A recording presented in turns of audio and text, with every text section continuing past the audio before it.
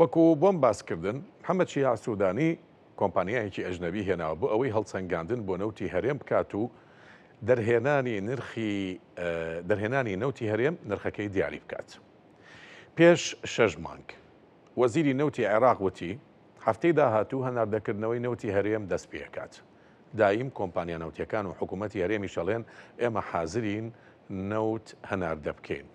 بەڵام تا ئێستا نەوتی هەرێمی کوردستان هەناردە نەکراوە. من گفتوگۆی زیاتر لەسەرم بابەتاکەم لەگەڵ ڕێبوار محەممەد ئەمین پسپۆڕی گرێبەستە نەوتیەکان ڕاستەوخۆ لە تەنیشت مۆدانیشتووە میوانی ستۆ 2 کاک ڕێبوار بەخێربێت. پێش 6 مانگ وەزیری نەوتی عێراق وتی هەفتەی داهاتوو نەوتی هەرێم هەناردەکردنەوەی دەست پێکات. دایم کۆمپانیا نەوتیەکان و حکوومەتی هەرێمی شەڵێن ئێمە حازرین ئەم نەوتەی هەرێم بۆ هەناردە ناکرێت. بەداخەوە ینی من ئێستا ینی داوای لێبوردن لە بینەرانەکەم کە حەزمە کرد پسپۆر نەبووە لەم بوارە، چونکە ئێمەش ئەوەندە قسەمان کردو لەسەر ئەم بابەتە خەڵک ئێستا گلەیمان لێکە، ینی وامالی ئەمەمانەوێت ڕاستەکان بە خەڵگەنین، بەس خەڵک یا بینەران و ئەزان ئێمە بەرگری لە ینی دژی مافەکانی خەڵک. بەداخەوە ئەم دۆسیە گرێکوێرەیەکە کە وا بە ئاسانی ناکرێتەوە، چونکە بە پێوەی کە من پسپۆرم لەو وارە بەردەوام بە دوای چارەسەرەکان ئەگەرم من بەش بە حاڵی خۆم ینی هیچ ئومێدێکم نییە کەوا بە ئاسانی ئەم گرێکوێرە بکرێتەوە و ینی ئێمە هەم وەکو ڕاگەاندەکان هەم وەکو حکوومەت خەڵک چه عەلاقەی بەوە هەیە کە نەوت ئەڕوا ناڕوا موچە دێە موچە نایە. فەرمانبەر حەقی خۆیەتی سەری مانگ موچەکەی وەرگێت، حەقی نییە لەکێوە دێ لەکێوە نایێت، خانشین هەروە مەشغوڵ کردووە، یعنی بەدڵنیایەوە خەڵکیان مەشغوڵ کردو، ینی بەداخەوە زۆر بەداخەوە چێنەوەی خەڵکیان مەشغوڵ کردووە. ینی ئێمە ینی کاک لە هەرێمی کوردستان بەڕاستی لە فەوزایە کاژین کە خۆشمان نازانین لەکێوە سەر دەکەیت. ئێمە دەمانەوێت وەکو خەڵکی کاریان فەوزایە بۆ باسەکەم بۆیە ئەڵێم کە من ئەو گرێکوێرە بە ئاسایی نەکرێت و حکوومەتێک ناوی هەرێمی کوردستانە دەیەوێت گرێکوێرەیەکی 100 ساڵی ڕێک 100 ساڵ و چەند مانگێ بکاتەوە، یعنی لە 14 1925 لە بەرامبەر 75 ساڵ ئیمتیازی نەوتی کەرکووکە ویلایەتی مووسڵ باشووری کوردستان لەکاو بە عێراقەوە. ئێمە 100 ساڵی ڕێکە شەڕ بوو ئەوکەین ئەم حەقە وەرگینەوە، ئەم حەقە تۆ هاوڵاتیەکانت هاو نیشتمانیەکانت برسی بکەی، هیلاک بکەی، بێ ئیرادە بکەی، بێ هیوا بکەی، ئەی بۆ کێ ئەم ئەەکەی؟ ئەمە بۆ کێ ئەەکەی؟ ناکرێت ئێمە خەڵکەکەمان تووشی بێ ئومێدی هیلاکی برسێتی قات و قڕی بکەین وەڵا ئێمە مافتان بۆ وەرگینەوە. ئێمە چین ئەمێ ئەوم بۆ دەست نیشانکە چی ئەم گرێکوێرەی کردووە و کێ بە ئێمە ئەزانی کە باسیەکەی؟ بەڵێ لە ڕاستیە لە 100 ساڵی ڕابردووە کورد لەگەڵ هەموو حکوومەتێک لە دوایەکانی عێراقا تا ڕژیم بەعس و تا دوای بەعس و تا ئێسش ئێمە لە ملانیەکەین کە ئەمانوێ شەراکەتی ڕاستەقینە ماف لە خاوەندارێتی و لە بەڕێوەبردننی نەوت و سامانی ئەم وڵاتە وەرگینەوە. بەرامبەرەکەشمان بە هیچ شێوەیەک ئامادە نییە ئەم حەقە بەیەندا و دەستوریش لە مادەی 111 دەستورە ئەم حەقی خاوەندارێتی و ئیدارەدان و داهاتەی بۆ ئێمە سەلماندووە. بەڵام ئەم حکوومەتە کە لە 2007 ئامادە نەبووە ئەم حکوومەتی فیدراڵی عێراق، حکوومەتی عێراق حکوومەتە یەک لە دوای یەکەکان مەبەستە. بەڵێ یعنی هەر لە 1925 هەتاکو ئێستا حکوومەتێک لە دوایەکان بە پێش 2023 بە ئێساشەوە تۆ بەستەوە بە 2007 دەست. بەڵێ لە دوای 2007 مەوەستم ئەوەیە کە تایبەت بوو بەوەی کە یاسای نوت و گازی فیدراڵی دەرکرێت کە حکوومەتی فیدراڵی عێراق ئامادە نەبوو ئەم یاسا دەرکا و لە ناوەڕۆکی مادەکانی دەستور 112 سەلماندنی مافی خاوەندارێتی و هاوشانی و هاوبەشی ڕاستەقینەی بۆ کورد سەلماندووە، بەڵام ئەوان ئامادە نەبوون و بۆ شایەکی گەورەیان لەم وڵاتە دروست کرد کە جوابی پرسیارەکەمەوێت بۆچی نەوت هەناردە ناکرێت. بەڵێ لەبەر ئەوەی حکوومەتی عێراقی نایەوێت کورد هاوبەشێ لەم سیادە و سەروەریە. ئەوە خاڵی یەکەمە. ئاپی کورد کە کۆمەڵی کۆمپانیا 8 کۆمپانیایە گرێبەسی لەگەڵ هەرێمی کوردستانە کردووە، نایەوێت نەوت ڕادسی حکوومەتی عێراق کات کە خۆی بدا بەدەست قەزا و قەدەرەوە، چونکە حکوومەتی عێراقی ئامادە نییە وەکو شەخص داخل بێ لە گرێبەسی نەوتیە.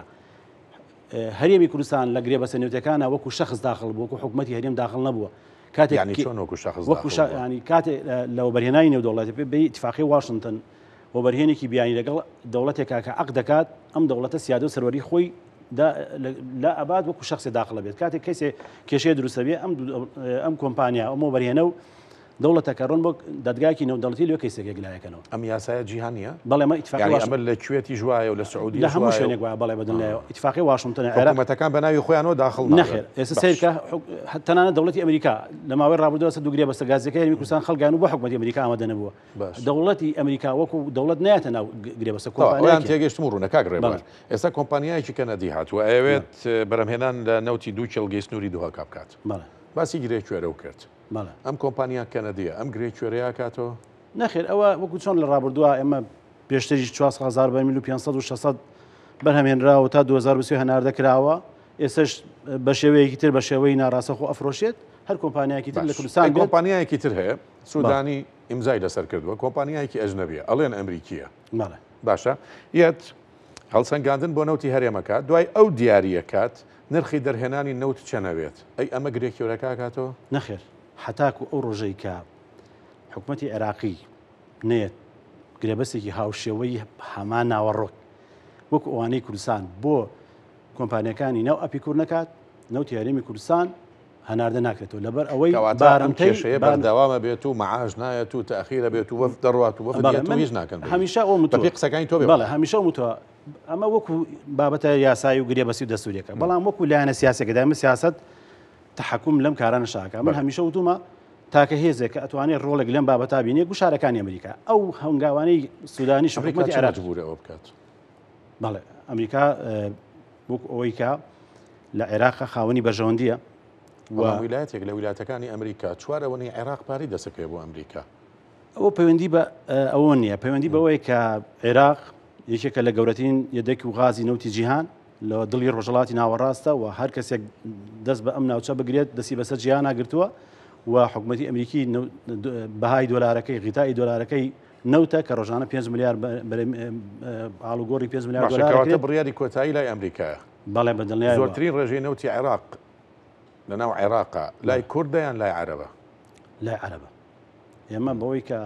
کین کراوە 45 ملیارە بەڵام کە باسەکرێت باسی 250 ملیارەکەن بۆی کوردستان شو ملیار بەرمیل چییە چارە سەرەکە من دوێنێ بابەتێک بڵاو کردو ئەوەی کە حکوومەتی عێراقی هەرچی ڕێگا بوو لە 2007 بتێبەر نەیتوانی دۆسەی نەوت لە کوردستان بسێنێتەوە و